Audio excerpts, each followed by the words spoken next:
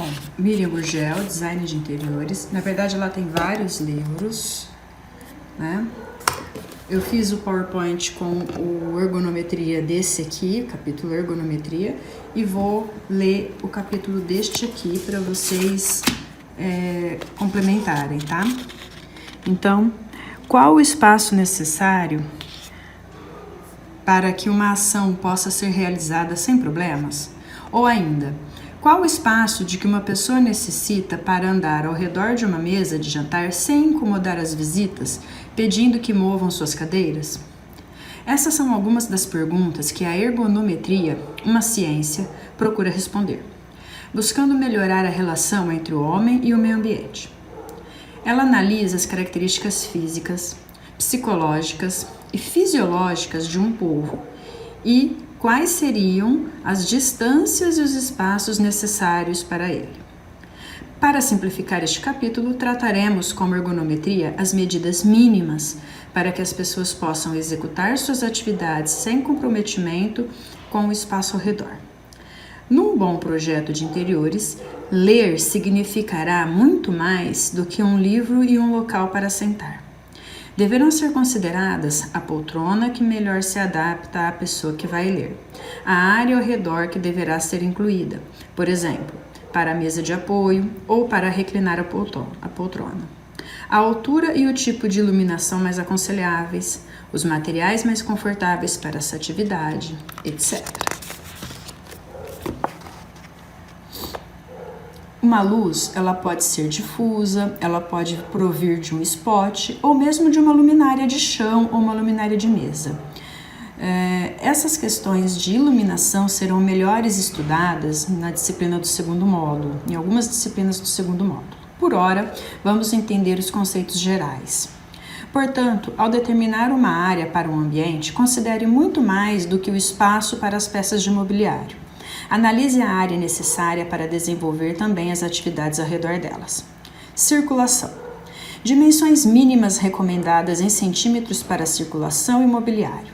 As dimensões são sugestivas e podem certamente variar de acordo com os modelos dos móveis escolhidos. Então, nós temos que analisar as diferentes populações, os diferentes biotipos e físicos.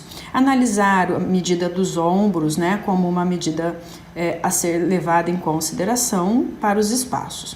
Quando você pega uma pessoa, né, de frente, 40 centímetros seria o ideal, porém, na lateral 60. Porém, 60 centímetros não é tão ideal para todos os tipos. Pensa numa pessoa obesa, por exemplo. 90 centímetros seria uma largura um pouco mais aconselhável, principalmente para um cadeirante. Se bem que um cadeirante, 1 metro seria melhor, porque ele passaria com mais folga. 2 pessoas, por exemplo, 1 metro, ou 1,15, 1,20. Então, a gente tem que analisar essas medidas. Se vai passar uma pessoa, se vai passar 2 pessoas, se essa pessoa é um idoso que vai passar com bengala ou com andador, um cadeirante, né? Tudo isso a gente tem que levar em consideração. Existem normas específicas para isso, como a 90-50, por exemplo. Bom, continuando a leitura, são inúmeros os modelos de sofás, poltronas, mesas de centro, mesas laterais e aparadores.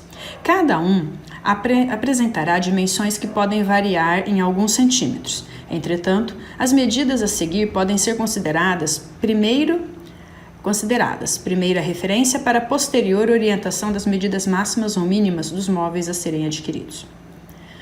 A distância das mesas de centro aos assentos não deve ser menor do que 50 centímetros, em casos onde haja realmente problemas de espaço. A medida mínima de 60 é mais aconselhável, porém, não ultrapasse os 70 centímetros, evitando que as pessoas tenham de levantar para utilizar a mesa. A altura do assento do sofá irá variar conforme sua finalidade. É mais incômodo levantar de um sofá mais baixo, embora possa parecer mais informal e relaxante. A estrutura dos móveis também deve ser considerada, já que pessoas mais idosas, por exemplo, preferirão braços mais firmes e altos para facilitar o apoio na hora de se levantarem. O revestimento do sofá também deve ser analisado com cuidado, pois o sofá de couro para algumas pessoas é ideal, pela facilidade de manutenção. Para outras, é desconfortável, pois se escorrega facilmente sobre ele. Nos desenhos, nas ilustrações, estão algumas medidas mínimas de circulação, como foi falado, 50 centímetros e 60, entre sofás e mesas de centro. Algumas medidas de mobiliário, embora sempre seja aconselhável medir o mobiliário na loja e medir o espaço que será disponibilizado para aquele mobiliário, para não haver surpresas. O tamanho das mesas de jantar irá variar segundo o modelo e principalmente o tamanho das cadeiras e vice-versa. Aparadores devem ter no mínimo 50 centímetros de profundidade para que travessas e outros utensílios possam ser dispostos sem problemas, num jantar americano, por exemplo. Buffets para louças, buffets para louças e objetos relacionados com o almoço ou jantar podem ter até 60 centímetros de profundidade. Mais do que essa medida, tornam-se demasiadamente fundos e de difícil acesso. Lembre-se de manter uma distância de no mínimo 1,20, 1,30 entre o buffet e a mesa, caso tenha de ter acesso a ele durante o jantar, evitando incomodar as pessoas durante a refeição.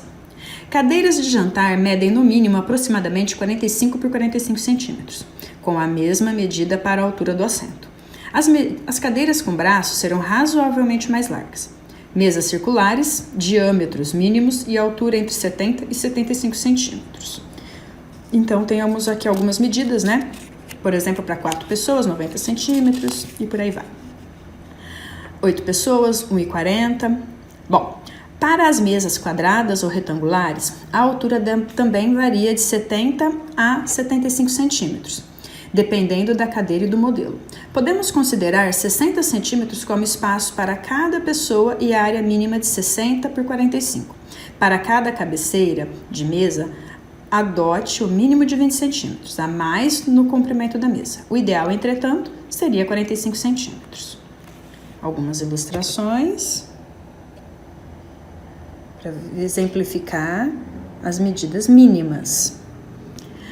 Banheiros e lavabos também merecem muita atenção quanto às dimensões mínimas recomendadas. Os boxes podem ter portas de abrir, para fora é o mais indicado por motivos de segurança, correr ou sanfonadas. Medidas e dimensões especiais para pessoas que fazem uso de cadeira de rodas foram largamente discutidas nos meus 2 primeiros livros e podem também ser encontradas no site da DECA, entre outros, Então, temos aqui algumas medidas para o box do banheiro, banheira, altura da pia, lavatório. As cozinhas devem ser confortáveis e adaptadas a cada família. As alturas podem variar conforme a utilização das bancadas de apoio. Vamos lá, bancadas. A pia, 83 centímetros a 90, ou 5 centímetros abaixo do cotovelo dobrado a 90 graus. Ou seja, você dobra o seu braço a 90 graus e mede 5 centímetros até o início da bancada. Preparação de alimentos, 83 a 90 ou mesmo 5 a 10 centímetros do cotovelo dobrado a 90 graus. Utilização de eletrodomésticos de pequeno e médio porte, 70 a 75 centímetros ou 17 a 25 do cotovelo dobrado. Bancada para refeição.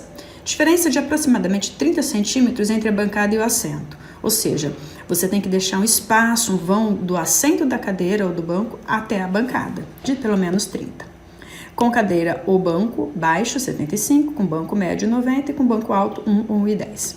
Então, essas medidas são padrões, mas é claro que, dependendo dos moradores, vocês podem adequar e personalizar. Nos dormitórios, as principais considerações quanto à ergonometria estão ligadas ao espaço de circulação ao redor das camas e às áreas destinadas ao armazenamento de roupas e objetos. O espaçamento entre as camas ou entre a cama e a parede nunca deve ser menor que 50 centímetros. O mínimo ideal de 60 e melhor ainda, mantendo uma distância de 70 ou 80 centímetros.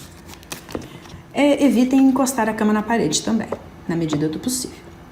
O tamanho das camas é variável. Seguimos no Brasil as medidas americanas. Basicamente, podemos considerar num estudo preliminar as seguintes medidas. Aí são medidas básicas, dos colchões. Qualquer pesquisa na internet, vocês terão também essas medidas atualizadas, embora elas não variem muito. Tá? Então, o casal sempre vai ter em torno de 1,40 por 1,90 e um queen size em torno de 1,50 por 2. alguns desenhos. Por exemplo, quando você vai fazer uma beliche, né?